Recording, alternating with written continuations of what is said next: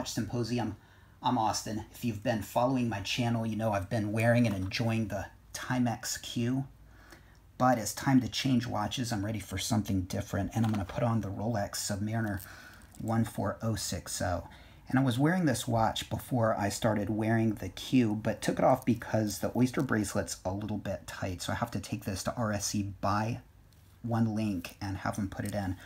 And so until I can do that, I thought I would wear the Jubilee bracelet that I got almost a year ago for the GMT Master 2. Now, this is sort of a nonconformist move, putting a Jubilee on a sub. Rolex wouldn't approve, but that's kind of half the fun. We'll talk about the Jubilee in a minute, but let's talk about the Oyster bracelet. So comparing the two, I think the Oyster bracelet is by far the better looking of the two because it's more masculine.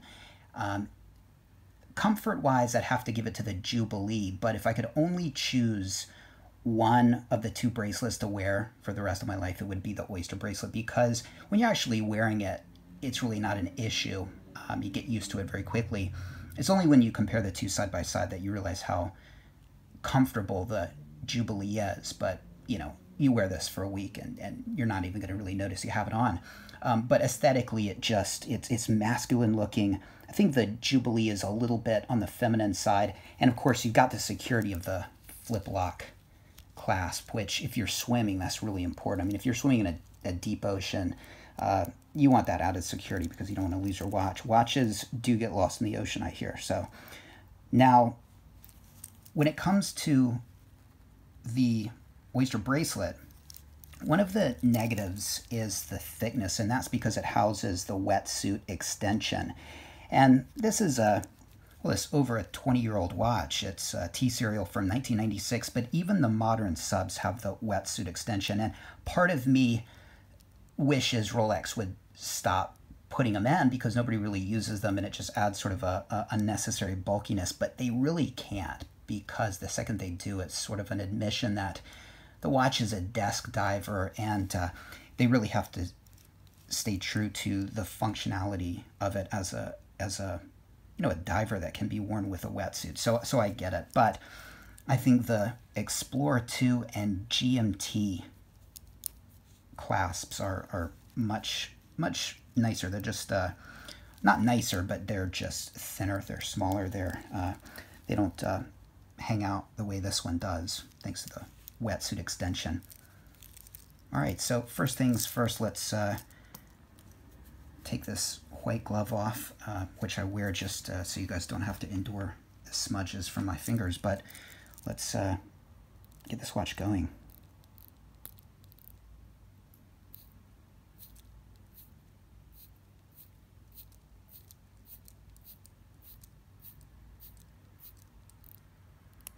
All right, so I'm going to set it with this Casio that I just put on for this video. And looks like 205.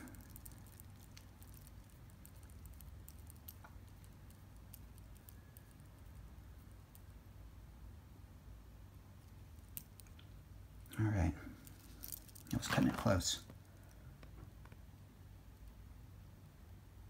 I think I'll probably tweak it later because, yeah, that minute hand's not quite where I want it, but good enough for the video. All right, so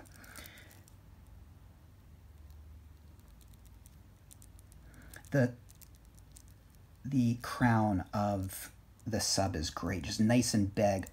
An advantage is great to wind, great to set. You can really get your fingers on it. That's probably one of my complaints of the GMT Master 2 and the Explorer 2.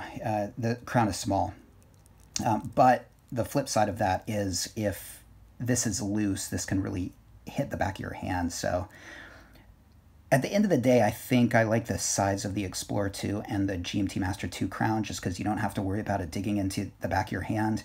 But, you know, when you're winding it, this is just much better to do it with. All right, so to change out the bracelets, I'm going to use these, and of course I'm going to be putting this on, and here's the Jubilee bracelet. This is bracelet code 62510H, and they've been using this kind of bracelet since the 1675s, which came out in 1960. Now, I don't know if they've been using this since 1960 exactly, but during the run of the 1675 up until 1980, sometime along then, this particular bracelet came out, and it was used on the 16750 and the 16700 and the Fat Lady, the 16760, and of course the 16710, which is what I have. And it's known as the Jingly Jangly Jubilee among some watch circles, thanks to a great interview between our friend TGV and Tim Masso. I watched that interview just the other day, and definitely love to revisit that. Gives me things to chuckle about. But yeah, it is a rattly bracelet, and look, that's something that some people like and some people don't. I like it. I love the sound of the pre-ceramic bracelets, and a lot of people will say they're cheap. I wouldn't go that far. I don't think they're cheap. Well, they're certainly not cheap. This is a very expensive bracelet, but they're not cheaply made. What throws people is how light they are. There's a lot of air in here, and so if you look at it from the side, I mean, it's compared to modern bracelets, which I think can be kind of heavy and shackle-like. This is a very light bracelet. It doesn't hold a lot of heat in. It's great for the summer, and that's why I love the pre-ceramic bracelets. I mean, they don't feel like shackles to me. They feel just like light, well-made bracelets, and they are well-made. But, you know, people who are used to the modern bracelets will hear this, and they'll notice the, you know, that spacing in between the links there, and the hollowness of it, and the hollowness of the end links. These are 502T. Sometimes they're 502B. And it just, I guess, gives the impression of cheapness. You know, they like the solid metals and stuff, but there is an advantage to these. And I gotta say, I really do like the lightness of these bracelets. All right, so as you can see, I've got my toothpicks down here. I use these because they're easy to use, and my Bergeon tool is kind of packed up, to be honest. I never get any use out of that, but it's nice to have. Still, you don't have to worry about these hurting the cases, and the beauty of these pre-ceramics with the holes cases is that you can use a toothpick. I have a few on the ready because sometimes they break, so there we go.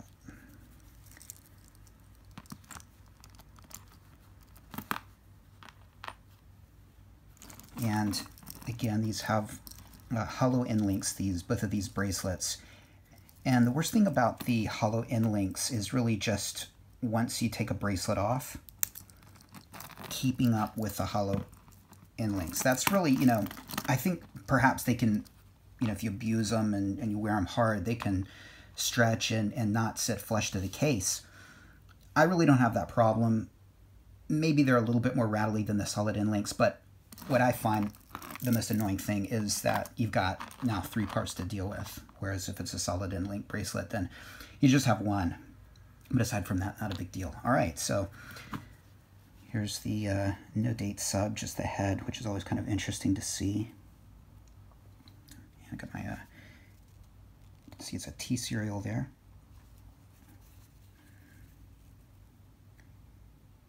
And original Rolex design 14060. And you'll notice many Rolexes, the end links rub that middle letter off. But you can still kind of make it out, so it's not that big of a deal.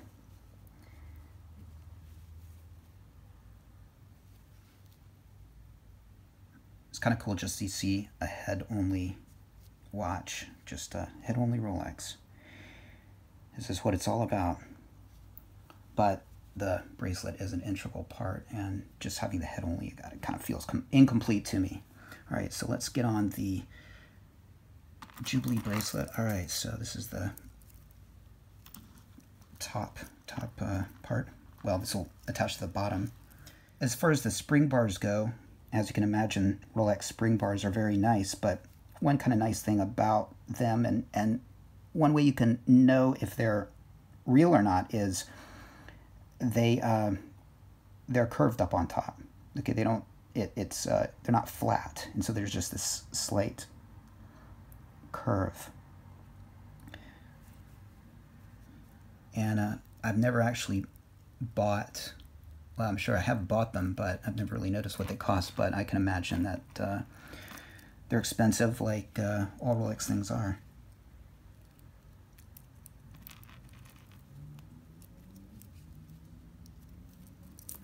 All right, so I usually like to bite off the ends of these because it's a little bit easier to push down the spring bar. And that's it. Okay, we're halfway there.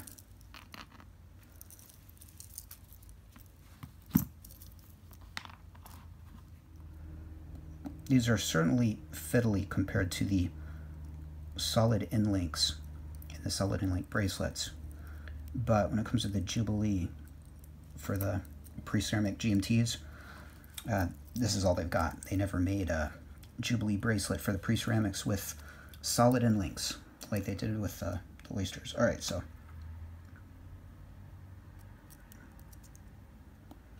if you really want to be careful, you probably tape the lugs to, you know, make sure there's no scratching, but that's kind of annoying, so I don't.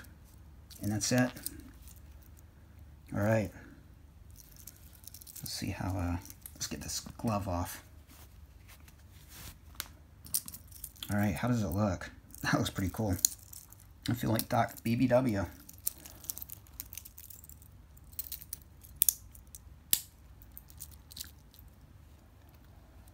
All right, there we go. And I think I can, yeah, I need a little bit of space on here, so it's easy to do. I've got plenty of space. There's a lot of space in here, as you can see, which I like doing that because, well, you don't lose your links. If you have it right here, you got to take more links out. But if you have it down here, then you can sort of house more links, and it's just sort of a way to carry your links with you instead of having to put them in a box somewhere.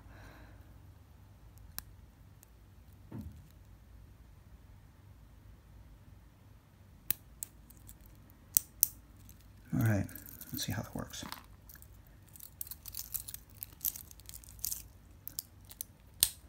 Oh yeah, that's perfect. All right, so yeah, much more comfortable, and yeah, that's perfect. All right, guys, well, thanks for watching. Let me know what you think, and take care. See you next time.